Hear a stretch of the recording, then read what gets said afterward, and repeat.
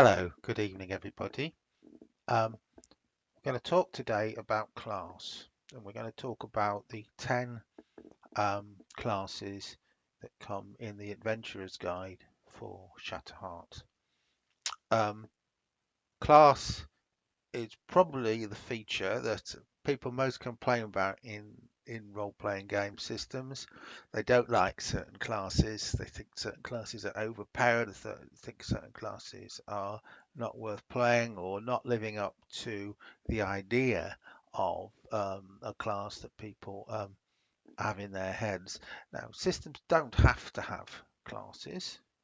Um, there are systems such as Dragonbane that are skill based, and you basically make a class by combining various skill sets and powers.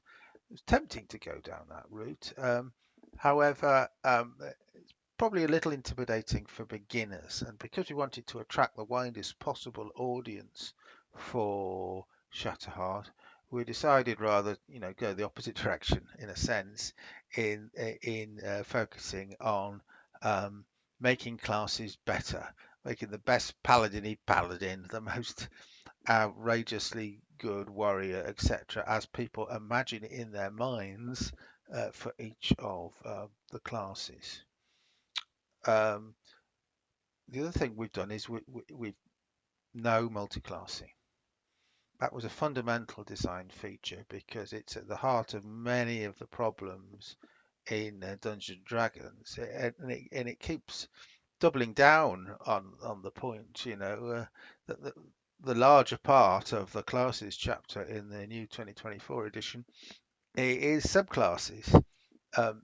They become increasingly complicated. Some subclasses have elements you expect across all parts of a class, like only um, one of the four subclasses for fighters can do combat maneuvers, for example.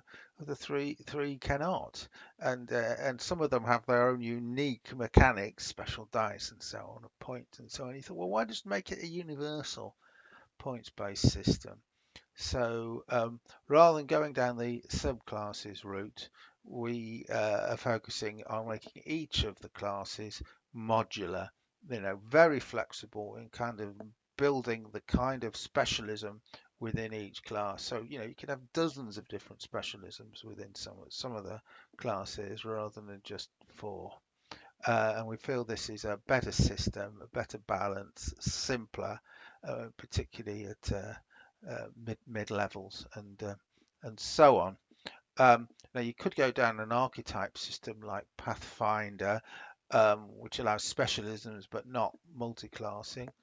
I mean, there's some advantages to that, but for the playtest, we wanted to try and just keep it simple because the combination of classes and archetypes, you could have hundreds, so 10 is a good number to play tests with. Well, why 10? Well, we wanted to include all of the classic classes you find in um, Dungeons and Dragons from about third edition onwards. We didn't include the Artificer because it really only suits certain genres and not the full fantasy genre. Might have something equivalent later, we'll see, but not as part of the base game.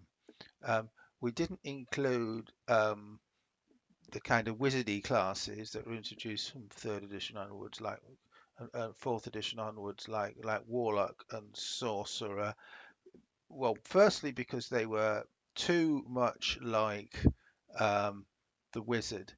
If you want to build a sorcerer, you can um, build one by by specializing in certain abilities and certain spell schools, spell genres they're called in the game in Shatterheart. You can do that.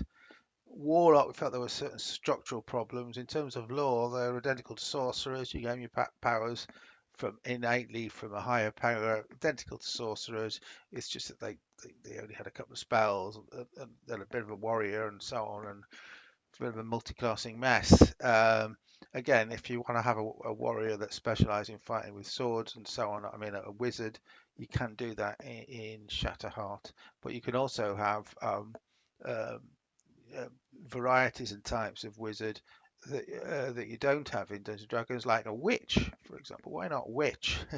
Or a necromancer, or a firm fan favourite from first and second edition, the illusionist. So that's the way, that's our philosophy for the classes. Now, I'll go through quickly the 10 classes, and there'll be a unique video for each of the 10 classes, going through their individual abilities and perhaps giving some recommendations on build. Build is fun. I think really would recommend you to build a few characters at higher levels just for the fun of it. I mean, it's a sub game in itself. Just then perhaps fight against each other to see which is the optimum. If you want to be a min maxer, but you're going to disappoint you min maxers. You're not going to find huge differences in power. It's going to be at the edges because we've designed the game like that. Okay, let's start with the first. We'll do it in alphabetical order. The anchorite. Now, the anchorite is what is called the monk in some systems. I never like the term monk. It gives the impression of Friar Tuck or whatever. Monk. Of course, what they meant was Oriental monk, and then they get into problems by, oh, we don't want it to be too Oriental. It's too Orientalist, so we're not going to describe key or wuxia or any of these things that are fundamental to them. Well, no, what we wanted was a class that was doable within a medieval Europe or South American or Asian setting. So we use the more neutral term anchorite, an old term for the priest that lives isolated life in a cell and so on. Use that term, but we wanted to embrace really the law in terms of key and wuxia and so on. So, of course, the anchorite is an aesthetic figure, i.e., they disavow wealth largely um, in favour of a fairly religious um, life based on law, not necessarily theistic religion, non-theistic religion. They go for games equivalent of Buddhism, and they specialise in unarmed attacks. Now, what do we mean by unarmed? An unarmed attack is an attack with bare hands, bare fists, wrestling. They can use weapons. Of course, they can use weapons, but they still use the unarmed skills and the unarmed attack damage. What they use the weapons for is basically to enhance. So there are certain abilities that require a weapon to enhance an unarmed attack, such as poking with a bow staff and apparent in pain points or in their eyes, or spinning around like in the kung fu movies on the staff and kicking everybody in the 360 degrees, or engaging in a super long leap and that kind of thing. So we didn't want the complication you find in some systems between unarmed and armed attacks. They have a base ability, which is to do an additional damage with that unarmed attack, which scales with level. And you do slightly more damage with an unarmed kick than an unarmed punch, but you have a smaller chance of attack. But if you do hit with it, you have a chance to knock back and knock prone your opponent. That's the kind of base ability. Now they have we have a focus point system in the game, and the focus point for monks is key. Now monks from second level onwards can cast thaumaturgy spells. Now thaumaturgy means miracle working, and it's miracle magic. It's kind of unique to anchorites and clerics that are attached to anchorite monasteries is thaumaturgy, and it's things like being able to walk straight through a wall by manipulating the molecules in your body and so on. And and anchorites have, as they gain in level, many of these miraculous abilities, such as being able to, as you see in the movies, walk up walls, or huge wuxia leaps, physical wuxia abilities, um, and so on and so forth, or knocking arrows mid-flight out of the air. And of course, they have these um, spells that are key based. Now, the key thing is that none of these spells are area effect spells. And that's the kind of key weakness of the anchorite. However, they make up for it by speed, to be able to zip all over the battlefield and disengage at will, and or backflip and jump over the opponent's head, and so on. So they're a fun class to use because they're unpredictable. If you're a straightforward warrior, tending to fight them in a conventional way, then the anchorite will fight in a very unconventional way. The second is the barbarian. Almost needs no introduction. The classic barbarian have more hit points than other class. They also do more damage, or they can do more damage. Their main special ability is to rage. Rage in the game gives you more damage and certain immunities to spells. Um, It doesn't normally give you more temporary hit points, but you can purchase certain abilities which give you more temporary hit points, and you can again specialize how you wish in the game. Um, they have shamanic tattoos, which means that as they gain in level, they can have immunities to certain and resistances to different types of magic. So at very high level, a barbarian will have lots of tattoos and be immune to resistant to lots of types of different magic. They have lots of fairly fun abilities, like ability mystical mushrooms, to take mushrooms for healing, and different specialisms based on their tribe, giving them interesting weapons like stone discuses or bagpipes, and so on. Um, and they have abilities that really focus on enhancing their range attacks, and also being able to do damage in area attacks, such as whirlwind, whizzing around. Every class can cleave in Shatterheart, but the specialists at it are barbarians. So barbarians are fun. You can tank with old barbarian, but they at risk of being dealt with more damage because they don't use heavy armor, but they have tough skin, which give them certain innate armor classes more as they go up in level.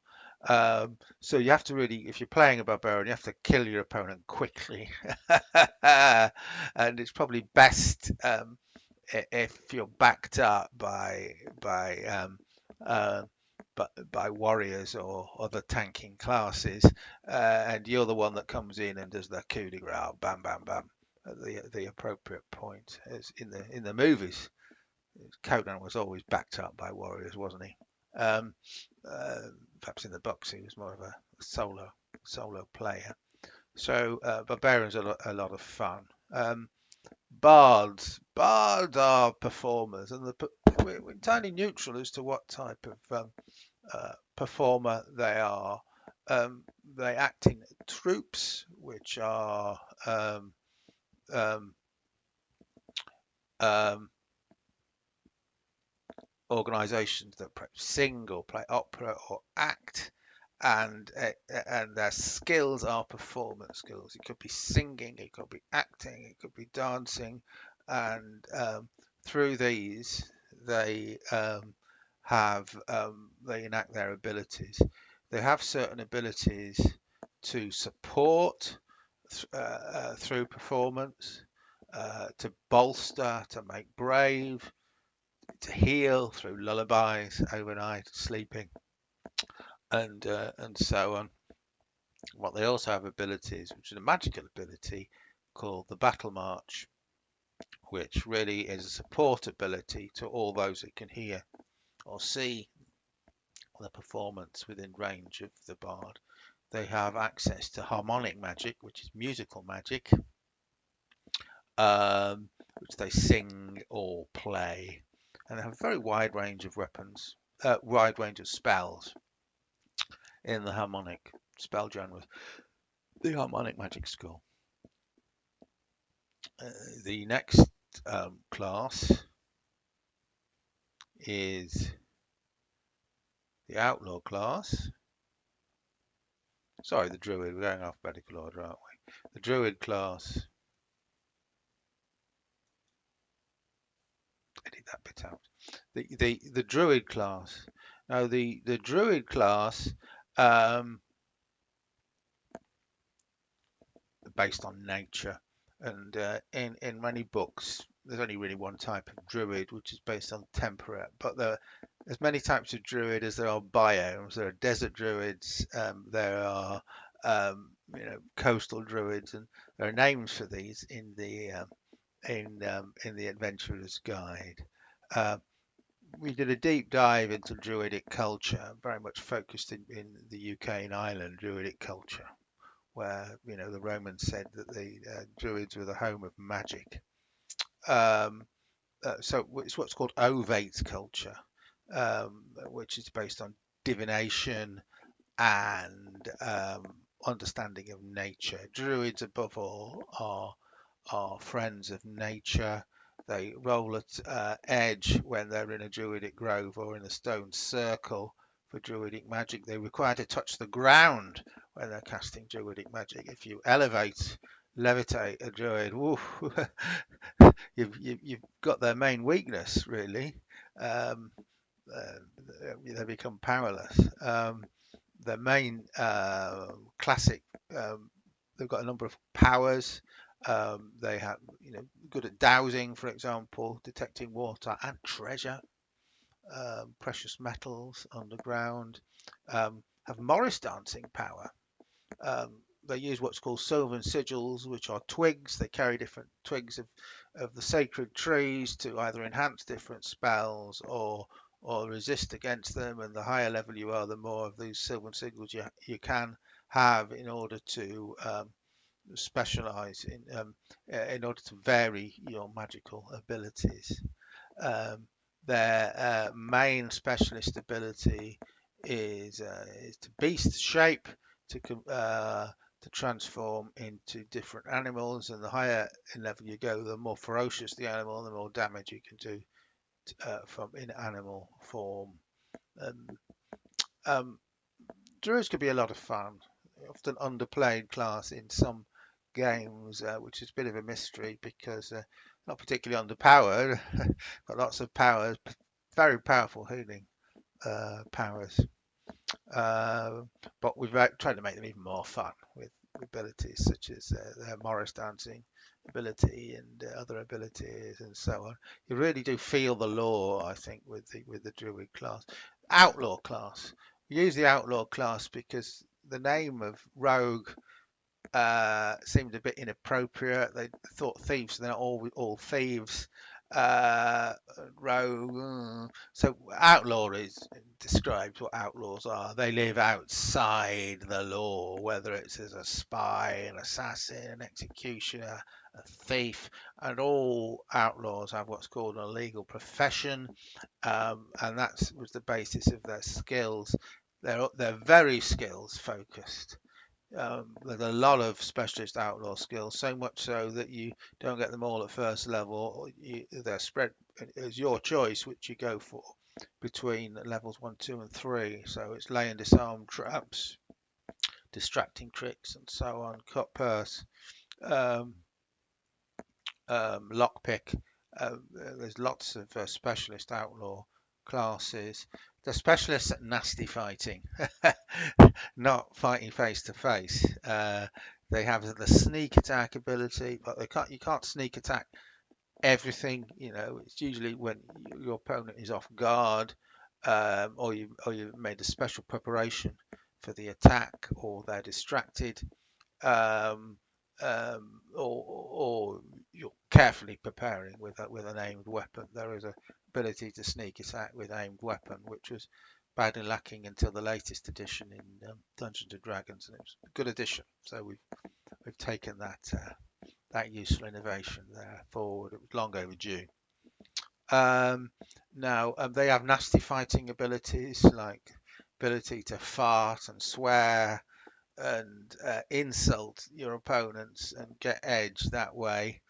Um, and they have lots of interesting combat maneuvers, like gut and execute and assassinate and so on to do additional damage. And a few interesting ones with maneuvers such as deft disengage, which only a few classes, I think only anchorites and outlaws have access to, and one of my favourites, cornered. So if an opponent backs you up into a corner, you can just jump off the wall over their heads and backstab them. Another good one is backflip, where you attack an enemy, and if that one roll doesn't completes an athletics check, you backflip out the way and disengage without the ability to do a rejoinder against them. So they're very tactically adroit outlaws. Really come into their own at the mid to upper levels, where you've got lots of tactical choices, lots of abilities you can cast. You can use poison and so on. Every class can use poison, but they have a class skill to actually make it, which very few non outlaws can use unless you, for example, Champignon, who have a lineage ability to make poison. They love poison anchorites. They love poison champignons. Um, okay, well, what's the next class? Let's have a look here.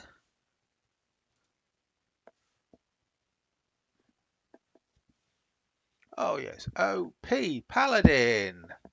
Um, well, Paladins are holy warriors. They're kind of a cross between a warrior and a priest. They are very much focused on supporting true believers and fighting the good fight against their divine enemies. They have divine enemies, which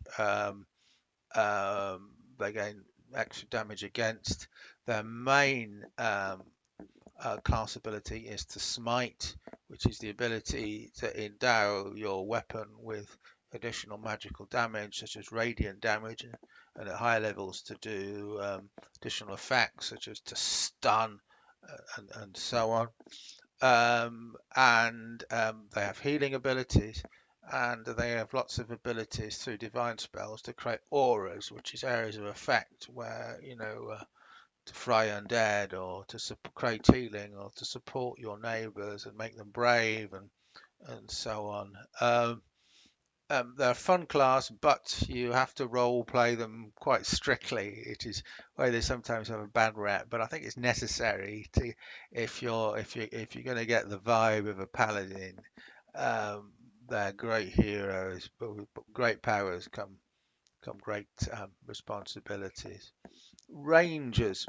Ranger is a class we gave love because we didn't feel it automatically had a lot of love in other games.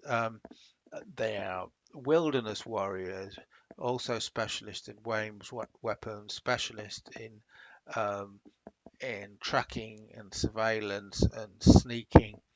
Um, um, their main class ability, the most important one, is what's called Hunter's Mark, um, where you could focus on one enemy and do additional damage with a ranged weapon with them.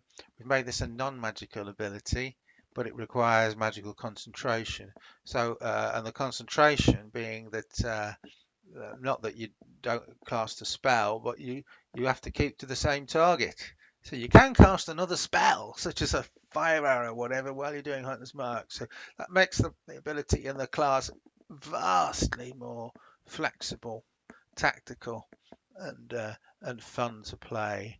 Um, they do nature magic, what's called Nifley magic, which is the ovate magic that druids use, but the special range of spells, just like paladins do a special range of divine spells. Um, and they do, but less spells, and you gain spells more slowly than the other specialist class casters. You're mainly a fighter, but you supplement that with magic, and the only spells you can cast really are ones that are appropriate to the lore. You can't cast fireball and that kind of thing, but you can cast lots of spells that um, lay traps or enhance range weapons, and get aid from nature and that kind of thing. Realize doing it alphabetically is cleric. Okay, clerics.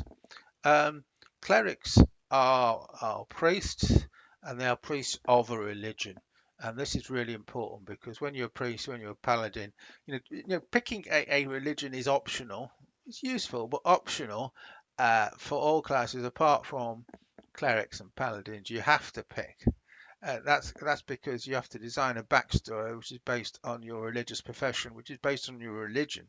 So your religion will determine uh, the spells you can cast.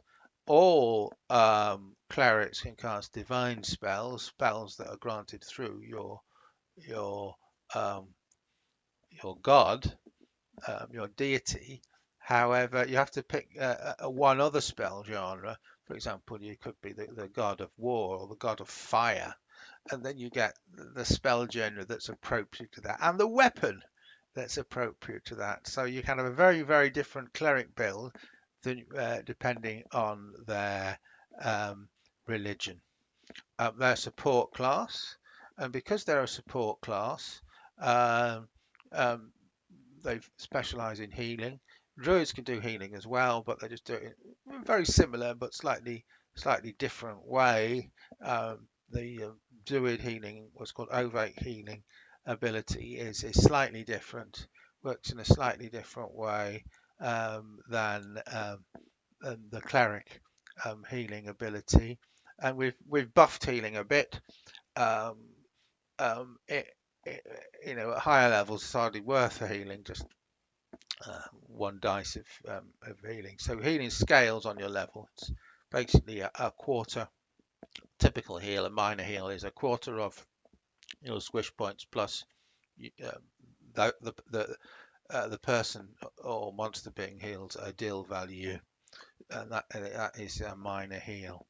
Um, but healing, you gain the benefits of it, but you've got to focus on healing. It's 2 action points, like most other spells. You can't just throw it away as a bonus action. You've got to spend your turn on healing. So that resource cost means you've got to think tactically. Am I going to attack this turn, or am I going to support? Am I going to spell cast? Am I going to heal? But when you do heal, it should be worth it because it's much more powerful. If it's just a few squish points here and there, then it becomes something throwaway.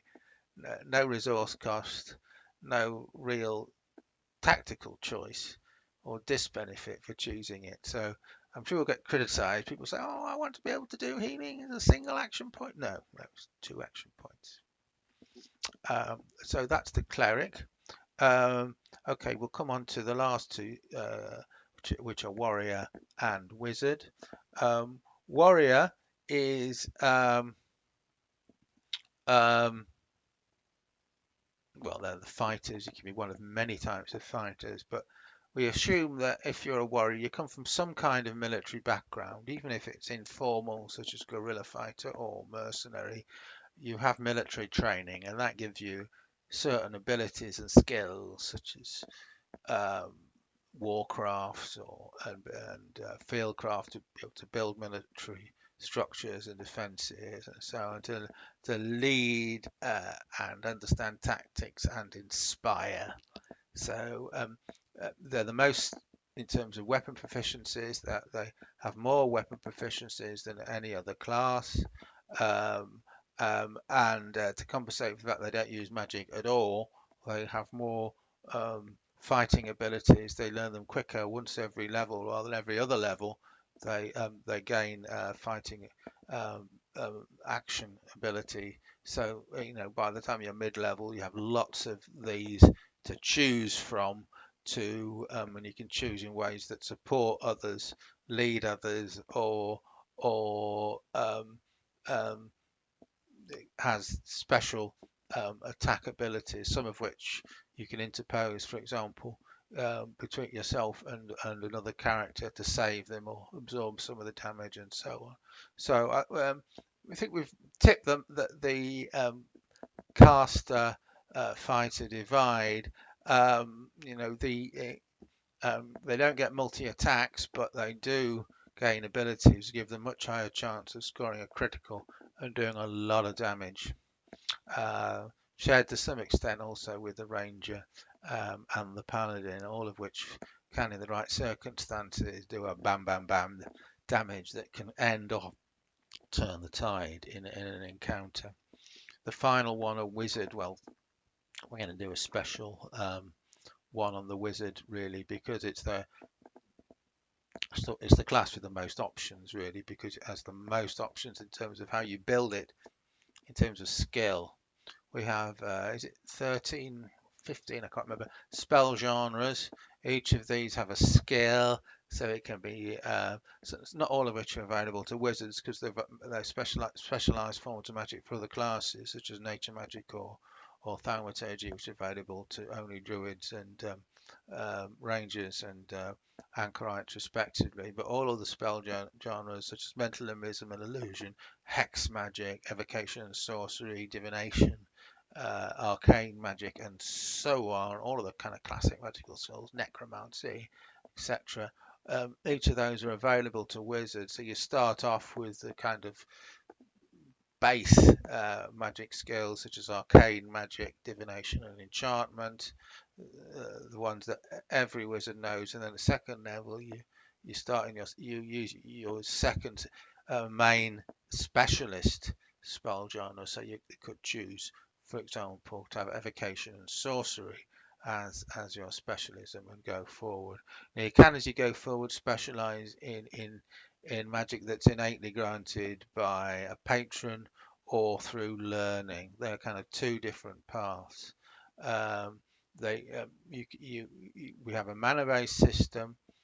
You don't cast and forget spells. You only cast and forget if you have a critical failure on your spell roll. System we've adopted from Shadow Dark, which seems to be highly effective. Um, we don't have spell spaces. You have spell slots. So a wizard might know 20 spells, for example, but might only have 10 spell slots. So you choose from your spells and put them in your spell slots. Um, you can vary the effect through additional mana points of a spell. There's no meta magic that's available only to a subclass. It's available to all wizards, depending on if you've invested in the abilities. For example, there's an ability to increase the range of a spell, an ability to cast spells with area effect. So if you choose these abilities as you level up, you can spend additional mana points to vary the spells. And this is very powerful because you've got over 400 spells, but with all the different variations, it's thousands of spells. So you can be very creative and do things the GM would not have expected in terms of the spell. Um, Damage from spells a little bit nerfed for big area effect spells. Spells do a lot of damage, but not the ridiculously huge amounts that they do in some systems. This is partly to make sure that wizards work alongside other classes rather than, being the nuclear bomb that parties cast around to win fights.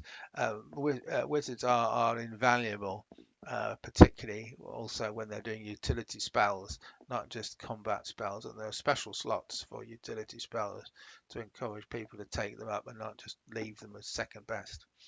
Um, uh, Wizards are a lot of fun as they should be. They're very powerful and flexible um, um, class that really rewards creative role play, and their spell casting is often the big climax, the wham bam special effect, Hollywood styly. If anything is cinematic in game making, it's the casting of wizard spells.